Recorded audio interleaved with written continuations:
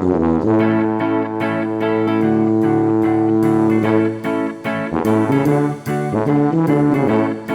welcome to the Double Stuff Podcast, where we're double the hosts, double the topics, and double the fun. I'm Charity. I'm Sarah.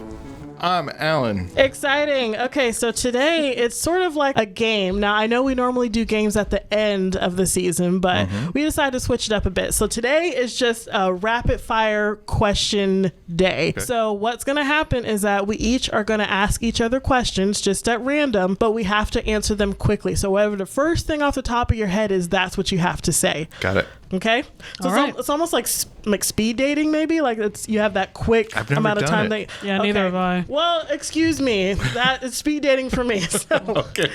Okay. So Alan, first question. Yep. Say a word in Spanish. Hola. Oh, that's nice and easy. Why did I pick that one first? I could say a lot more. Okay. There's one I get in trouble. Round. No, we don't want to get anyone in trouble, and I know your family will be listening. If I knew enough, we could do an actual Spanish segment, but okay. So Alan, question, your turn. Oh, okay. Favorite cheese, Sarah, go. I do like sharp cheddar. Sharp cheddar? That's what we typically get in a family. Sharp cheddar cheese. Is it just on its own? Do you melt it on delicious tortilla chips and have actually, we've done that a few times. I think it's just our family and cheese. I think that's been going on for as long as the Harmon lineage has existed. Way back to the very first Harmon. Well, grilled cheese is like a good staple to have. We really don't do grilled cheese often at home. Typically, we either get it shredded or sliced or whatever. But let's be honest, grilled cheese is only good with that fake cheese, like the cheese in the plastic wrap. It is square. Yeah, it is kind of like provolone or maybe some Gruyere. Yeah, but it doesn't melt the same way.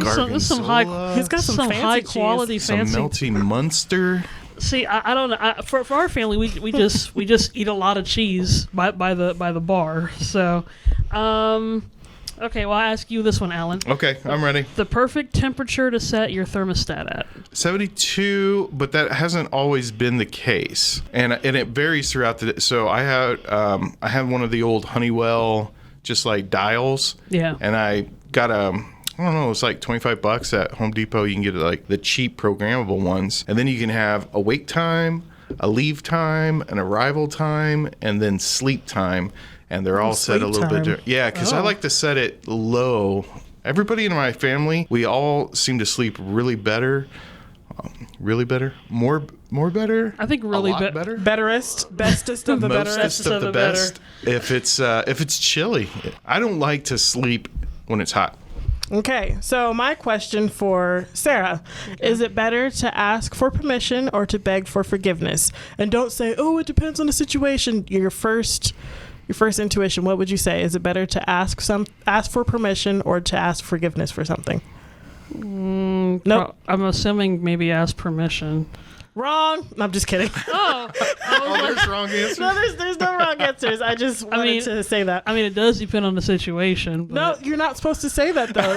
That was the whole point. You're just supposed to go. What's your first inclination to... I guess ask permission. Now I would. Or ask me 10 years ago, I would have apologized first. Okay. So, apologies are so lame. Yeah, sorry about that. Sorry. Okay, Charity, what situation or place do you feel the most out of place? Okay, so I hate any sort of event where I have to be around a large group of people. So if I'm in like a small setting, like 5 is sort of my limit where I can like hang out and be extroverted. The more people you add to that list, the more introverted I become. So if I'm in a church or a big banquet or something, I will be in the corner or, in the bathroom. Or if I have someone with me, then I'll like latch onto them. I don't like being in a large group of people. I'm kind of the same way. I think. All right, so Charity, yes. You just finished your outfit. You could choose one accessory. What is it? Go. My outfit. Is this a costume or an actual outfit? No. Just you're doing it too. No, it's a it legitimate depends question. on the outfit. No, it's a question. Okay, you're heading off to church. You've just completed your outfit. You could choose one accessory. What do you choose? Go. Probably a bracelet, because I work at a church, so I work in a media department, and I'm wearing headphones. That's the wrong answer. You pick your Bible, of course. That's not an accessory. How's that an What kind of accessory is that? When did that get oddly upgraded from a book to I've an got my accessory? bedazzled Bible, the New Testament. It's only an accessory if the Bible's hanging off your neck in complete, Maybe it's a hollowed out Bible that's been changed into a purse. It's just an empty book. Yeah. I don't think that that's allowed. I Probably think that's not. frowned upon. I think God would be upset that I hollowed out the Bible. But he'll be impressed at us bedazzled with diamonds. All right, I have one. Alan, how Yep. often do you stay up past 3 a.m.? No, hardly ever. Hardly ever. I mean, we did it one time just this past vacation, and we were having such a good time. We were doing like an impromptu karaoke. We were all like just sitting around a fire while the kids were in the hot tub and just running amok. And the adults, we were just passing around the phone, and everybody got to pick the next song, and then we'd all, I remember that. And then by chance, I happened to pick the first dance song of one of the other couples, like when they got married, what their first dance song. I'll sing it for you. No, that's okay. Next question. Or we will stay up until 3 a.m. Okay, is it my turn? Yeah, go ahead. Okay, Alan. So you know the Peter Piper tongue twister? Pick the Yeah. Okay, peck so of pickled say peppers. the Peter Piper tongue twister in a British accent. Oh. Peter Piper picked a peck of pickled peppers. Pepes? Sorry, Peppers. England. Sorry, Emily. You got to see the full thing. I don't know the whole thing. Peter Piper picked a peck of pickled peppers. If Peter Piper picked a peck of pickled peppers, how many pickled peppers did Peter Piper pick? No, you messed me up because you started talking. You have to say it with a British accent. Try it again. Can I do another one? What, another accent? No, another tongue twister because my daughter okay, comes to you can do another tongue twister, but it has to be in a British accent. Okay, how much cheese could a grilled cheese if a grilled cheese could grill cheese? Coming back to the cheese question. Is that even a, is that a real that was tongue like twister? My daughter came up with it. That was like a hint of Australian. That did sound, yeah. Like you should have said "good day, mate" Sorry, at the Australia. or some region where that accent kind of exists. Is it my turn? Sure. No, it's Alan's turn to ask. Oh, a that's right, question. Alan. Yes. Oh, okay. What is your if you could? Who are you asking this to? Oh, okay, Sarah, Yes. Photoshop teacher. If there's one tool in the tool palette that you have to pick that you could do a whole project on, what's the tool you pick? Well, now I could probably say the pen tool. Yeah, that's Yeah. the right answer. Good thing I passed that one. Mm-hmm. Yeah, people always say the pen tool is the scariest thing and it's impossible to learn. I mean, there are. It takes a while. It takes a while to get used to it, but even if you're not an expert in it, you can still figure it out, and you can make pretty much any shape you want. I think the hardest thing with the pen tool is learning the quick curves. the quick keys. Well, and selecting the pen to go over to like the direct select tool or the anchor tool or something. But yeah, Yeah. and then pulling around the Bezier. So it takes some getting Sliders. used to, but like I said, until you get good at it, just do it and make some stuff. Yep. All right, Charity. Yes. If you could pick up any one instrument and instantly be a virtuoso, what would it be? Can it be one that I've already played? Because I was going to say the violin, but I've already played Well, that I guess one. that kind of goes whatever you instantly and impulsively Are you a answer. virtuoso on a violin? No, but I can play a few songs in a scale. I can do a couple Irish jigs. As we've seen. She can play But just virtuoso. as- No, but I will say, a couple days ago, I worked a funeral at the church that I worked at, and there was some special music played with a bassoon, and I feel like Yeah. that's an instrument that's sort of forgotten. Like everybody knows the brass and the trumpets, flutes, whatever. Yeah. But bassoon sort of gets overlooked. But she was playing it, and I was like, man, that's gorgeous. It's very soothing. It is very and, soothing. Yeah, I Very enjoyed listening to that forlorn. music. So if it's an instrument that I've never played before, then I would say Melancholy. bassoon. Okay. You gotta. Does that break down like any other wood instrument, or is you gotta lug it around like a cello? I think. Oh man, I don't remember. I think I think it breaks down, but it's bigger than like a But clarinet, it's still a pretty clarinet long. case. Because a Okay. clarinet case is pretty. Yeah, it's Yeah. pretty. Yeah. It's portable. yeah. Well, I mean, technically anything is portable. It's just some are smaller portable than others. I mean, heck, a house is portable if you really put That's your mind true. to it. I didn't know this. I found out that that Cowtown Mm-hmm. was all put together from buildings from all over the state. Yeah, they've moved things over, and so that's why I said like you can move a whole house. There you go. It Just just can't fit in. That's some science on you right there. science okay, and my math. turn. Okay. So, Alan, you're out shopping and you run into a friend and you get immediately embarrassed. What store did they find you at? Oh, Hot Topic. Because I'll wander into there. You're and the old man in Hot Topic I'm the looking old at man in Hot Topic now, and I'm like, yeah, but they still have cool posters, Yeah. and they still have some cool shirts, and I'm like, I can't wear any of this. Yeah, what's funny, I was at the mall the other day and I went into Hot Topic because I was looking at some band t-shirts and stuff, and I instantly felt that shame. I was like, oh no. Yeah, you've I've reached reached the it. age You've where I'm reached too the old to age. be in Hot Topic. And it's the same for Claire's, which it's not the same feeling, but I love goofy earrings and the fun yeah. earrings. But Claire's, you walk in and everyone's at least like 10 and under. And I'm like, yeah, I'm the old lady that wants some banana-shaped earrings, please. But at the same time, it's kind of like it's nostalgic because that's probably Yeah. the first store that you're like, this store was meant for me. Well, and Hot Topic used to be seen as like, oh, you're evil, gothic, like rebellious or whatever. And so that was like the rebellious thing to do if you were, 12 years old going in Hot Topic. It's like, I'm in Hot Topic. Yeah.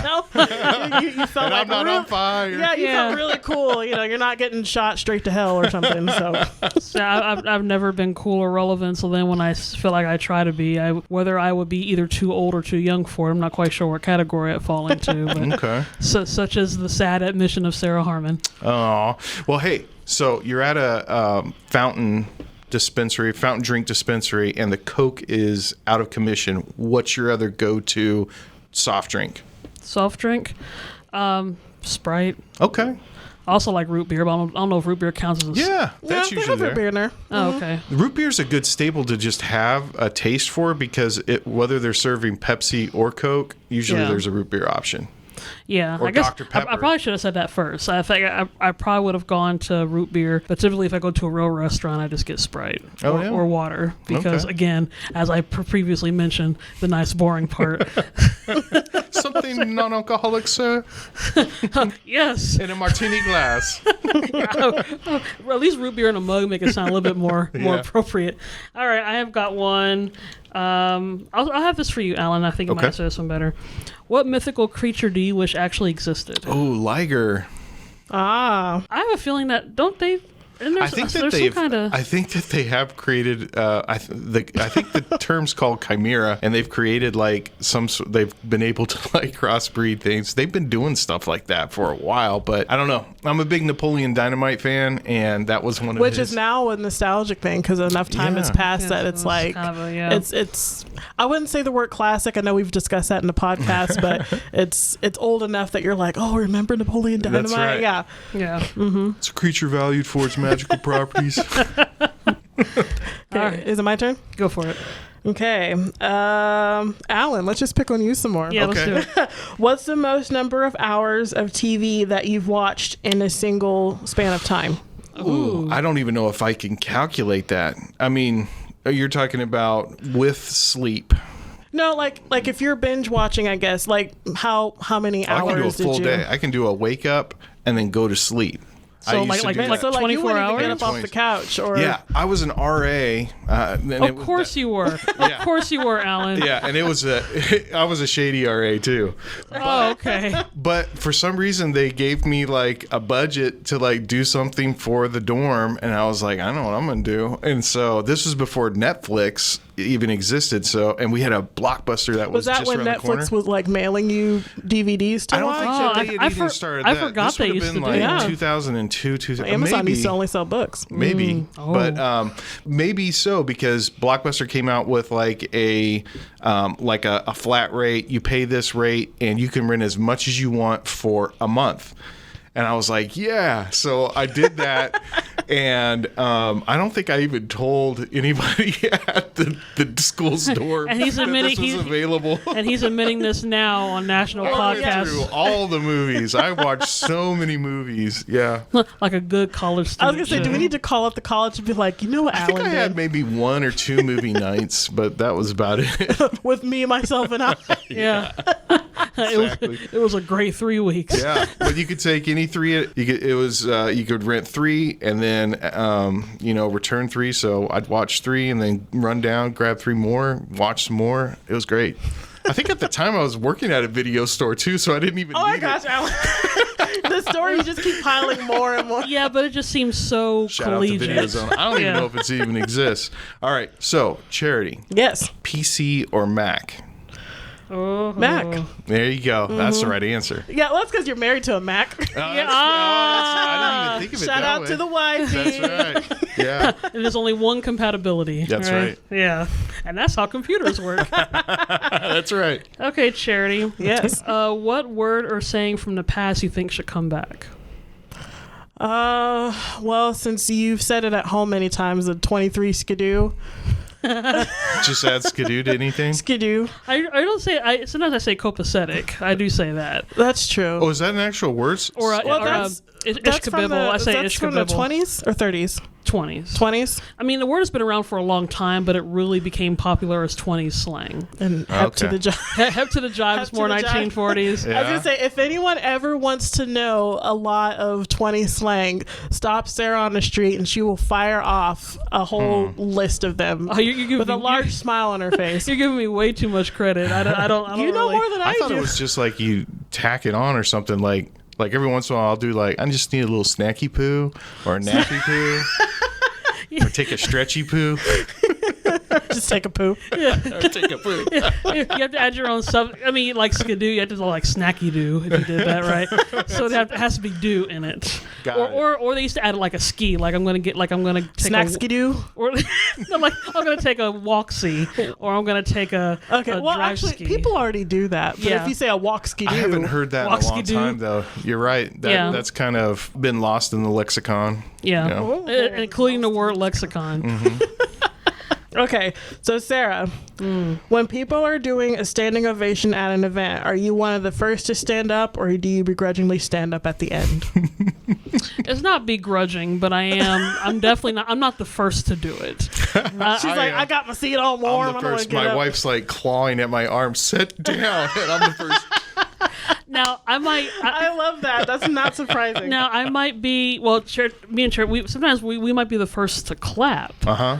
But in terms of the first to stand up and start yelling encore, encore, author, no, I don't do that. I might like out of a crowd of 500, I'll be the 367th. Now, are you the one that's the last to clap?